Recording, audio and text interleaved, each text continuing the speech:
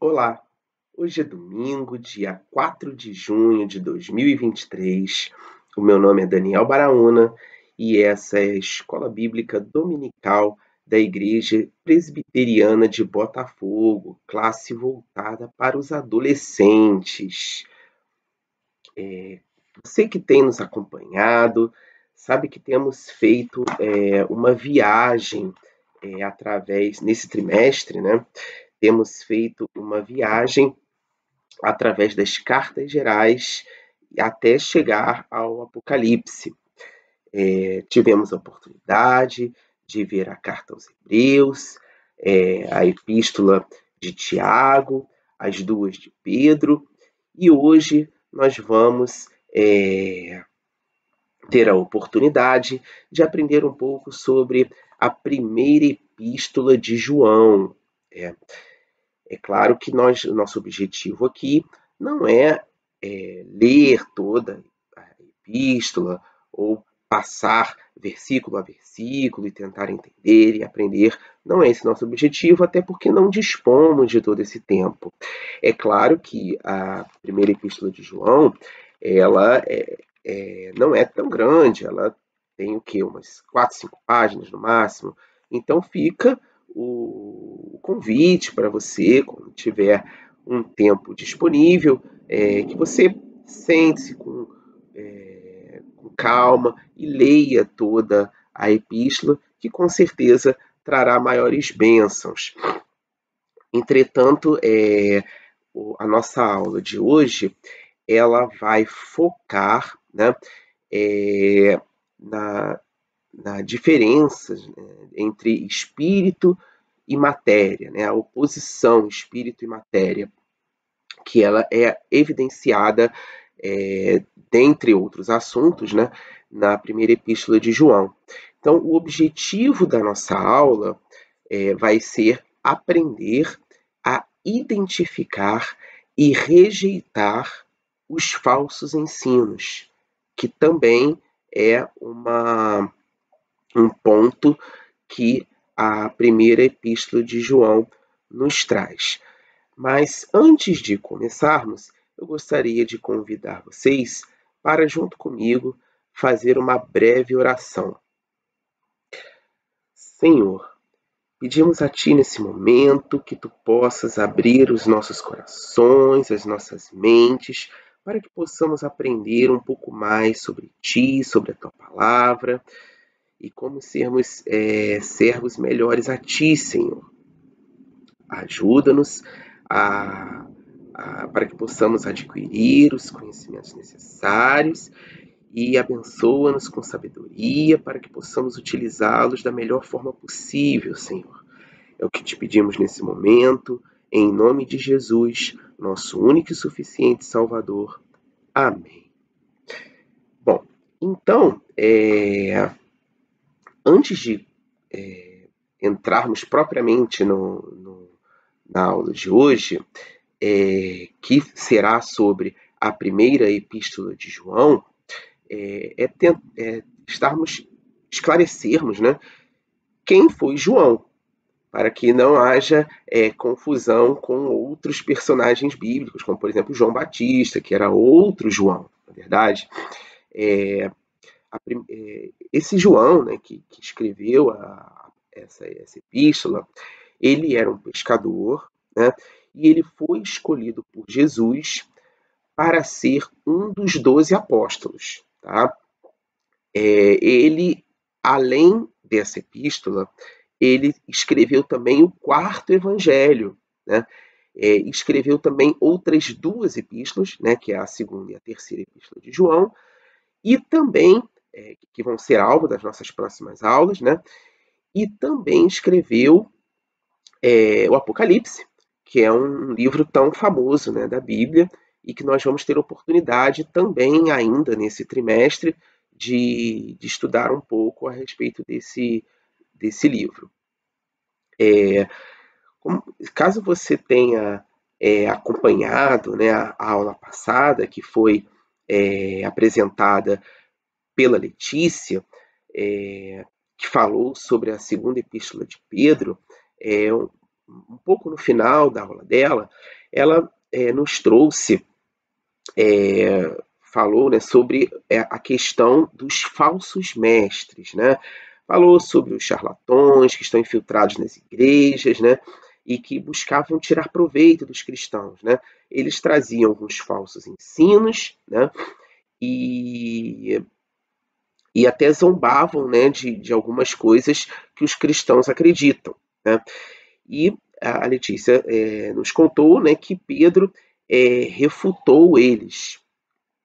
Tá? E agora, na primeira epístola de João, nós vamos tratar, né, nós vamos tentar entender o contexto no qual ela se encaixou, né, que era que foi o que ocorreu ainda nos primeiros séculos do cristianismo, né, que foi quando surgiu um movimento chamado gnosticismo. Esse movimento ele era um tipo de falso ensino, tá? É um falso ensino mais rebuscado, digamos assim. Ele combina misticismo, sincretismo religioso e algumas correntes filosóficas, tá? Mas afinal, mas o que, que é? O que, que eles falavam? O que, que era? Qual era o problema? Qual era o perigo que o gnosticismo trazia para os cristãos? Ou talvez ainda traga até os dias de hoje, na verdade? Então, para entendermos melhor isso, precisamos saber como pensam os defensores do gnosticismo, né? Esses defensores, segundo o entendimento deles, o problema do homem seria que o seu corpo aprisiona o espírito. Entendeu? De acordo com o entendimento deles, né, o problema do homem é que o corpo aprisiona o espírito. Ou seja, a matéria versus o espírito, que é o tema da nossa aula de hoje. Outro pensamento também que eles tinham é que a salvação ela ocorreria por meio da aquisição de um conhecimento secreto e especial que somente seria atingido se o corpo fosse rejeitado. E isso é o pensamento que eles têm. Entretanto, sabemos que esses pensamentos estão completamente contrários ao que a Bíblia, que é a palavra de Deus, nos ensina. Então,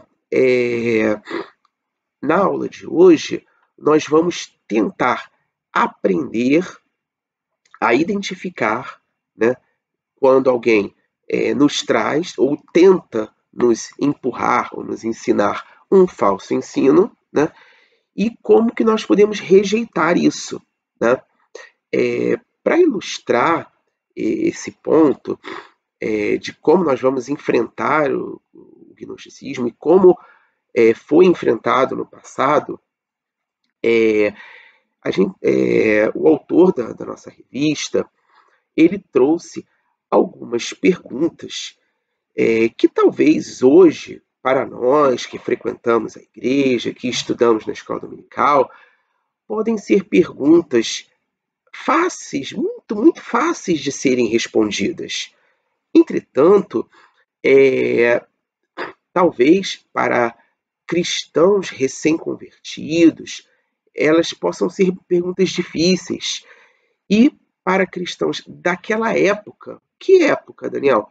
Os primeiros séculos do cristianismo, o início do cristianismo, eram perguntas que as pessoas não tinham tanta certeza da resposta, não tinha clareza da resposta. Então, como forma de exercício aqui para nós, a gente vai examinar alguma dessas perguntas e tentar entender como nós devemos respondê-las, tá? Uma dessas perguntas, por exemplo, às vezes na igreja primitiva tinham novos cristãos, né, novos convertidos, e vinha aquela dúvida, mas Jesus, ele tinha realmente um corpo humano ou ele tinha apenas a aparência de um humano?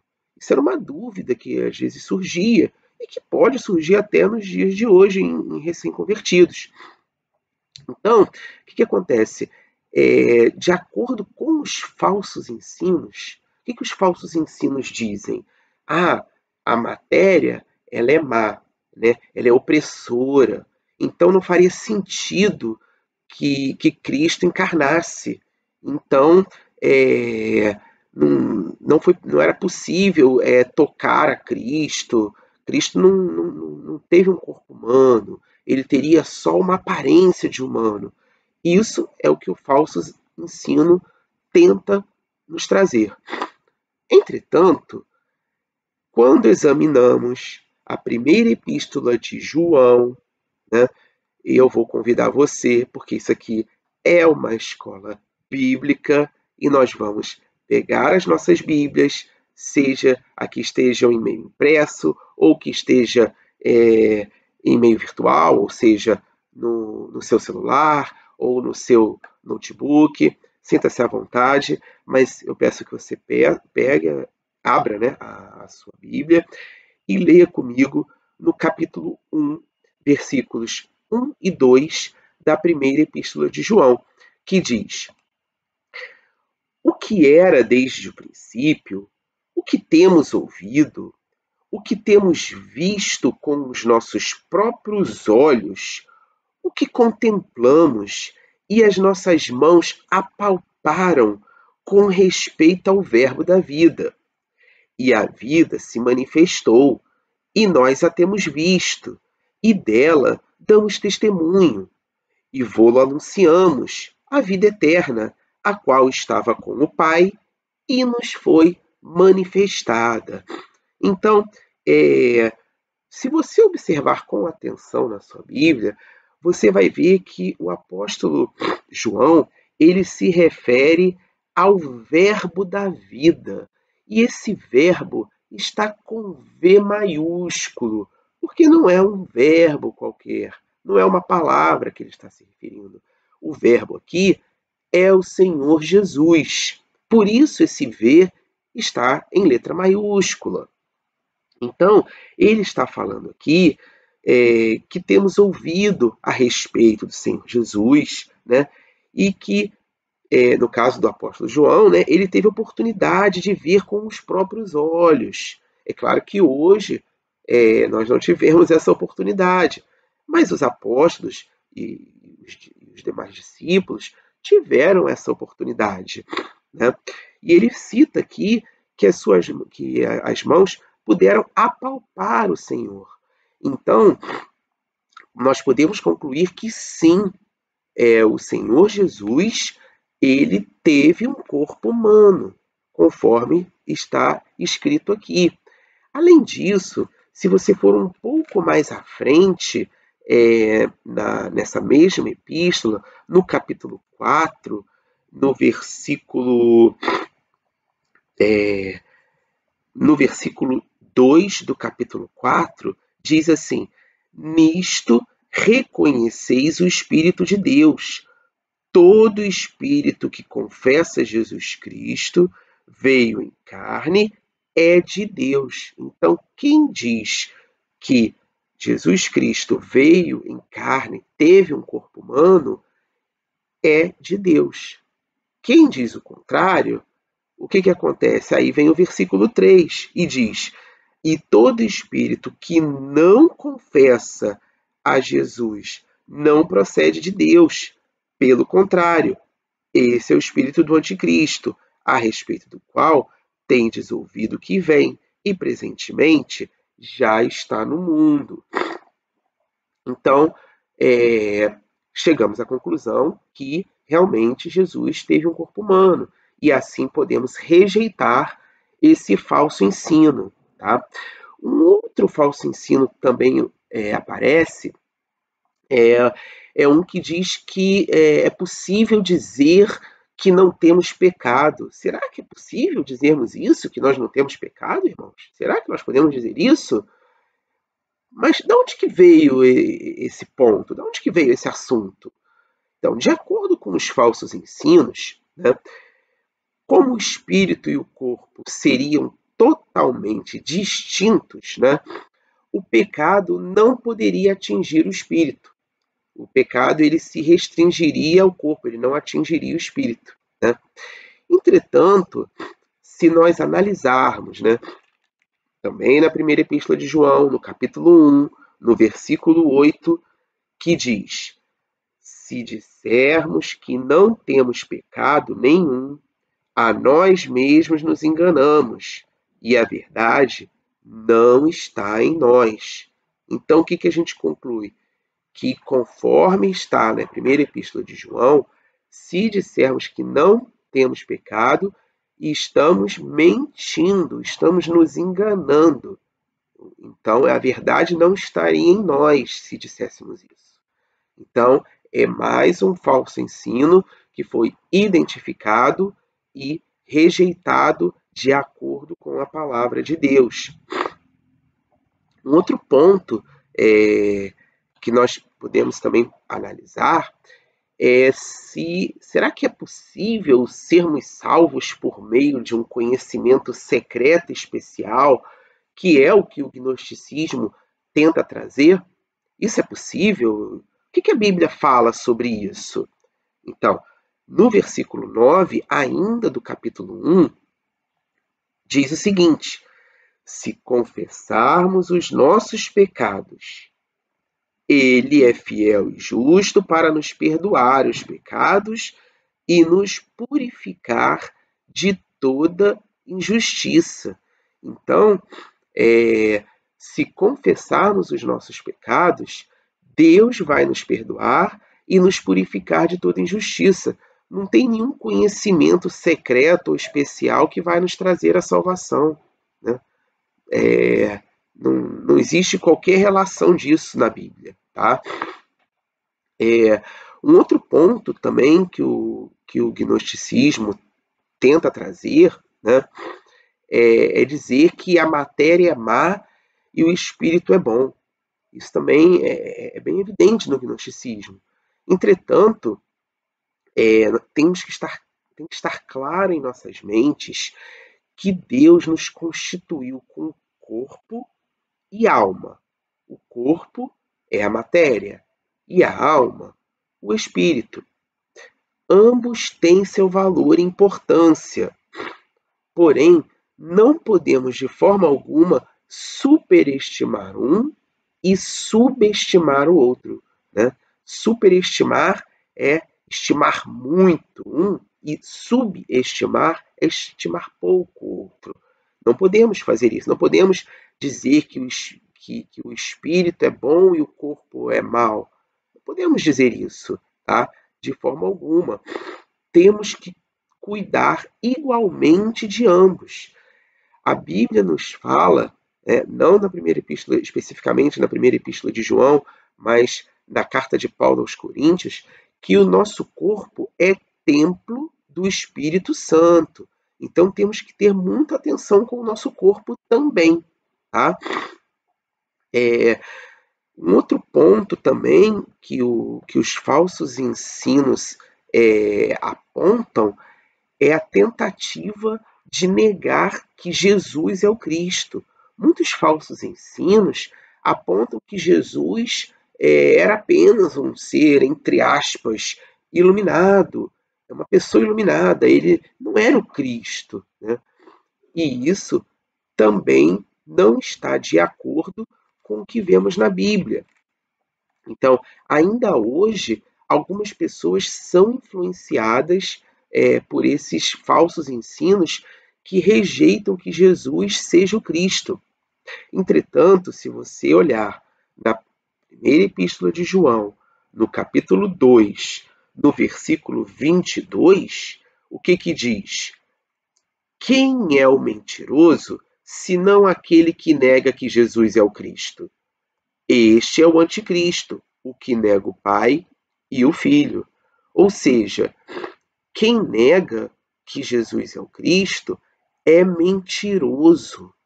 E aí, quando uma pessoa diz isso para nós, nós podemos mostrar aqui na Bíblia que esse ensino está em desacordo com a Bíblia, portanto ele é falso. Então, queridos irmãos, para finalizarmos a nossa aula, eu gostaria então de perguntar para vocês qual é a melhor forma de nos prepararmos para nos defender dos falsos ensinos. A melhor forma é fazer o que fizemos aqui hoje, é estudar a palavra de Deus, ler a Bíblia, buscar o conhecimento na palavra de Deus. Porque quando temos o conhecimento, quando adquirimos esse conhecimento que está na palavra de Deus, quando um falso ensino entra ou tenta entrar pelos nossos ouvidos, nós conseguimos nos defender argumentando justamente, apresentando versículos ou passagens bíblicas, que refutam esses argumentos. Então, esse é o ponto importante da nossa aula de hoje, é o que nós precisamos ter em mente. Nós precisamos estudar sempre a palavra de Deus, e aí está a importância de frequentarmos a escola dominical, que é uma das formas de estudarmos a palavra de Deus, para que possamos nos defender, estar preparados para nos defender dos falsos ensinos. Ok? Então, vamos fazer então uma oração para encerrarmos a nossa aula de hoje. Pai amado, agradecemos a Ti, Senhor, por termos a Bíblia Sagrada em nossas mãos, Senhor, a qual podemos estudar e aprender sempre sobre Ti e sobre a Tua palavra, Senhor. Permita, Senhor, que possamos estar sempre adquirindo os conhecimentos necessários através da Tua palavra, para que possamos saber identificar e rejeitar qualquer tipo de falso ensino que tentem expor a nós. É o que te pedimos nesse momento, Senhor, em nome de Jesus, nosso único e suficiente Salvador. Amém.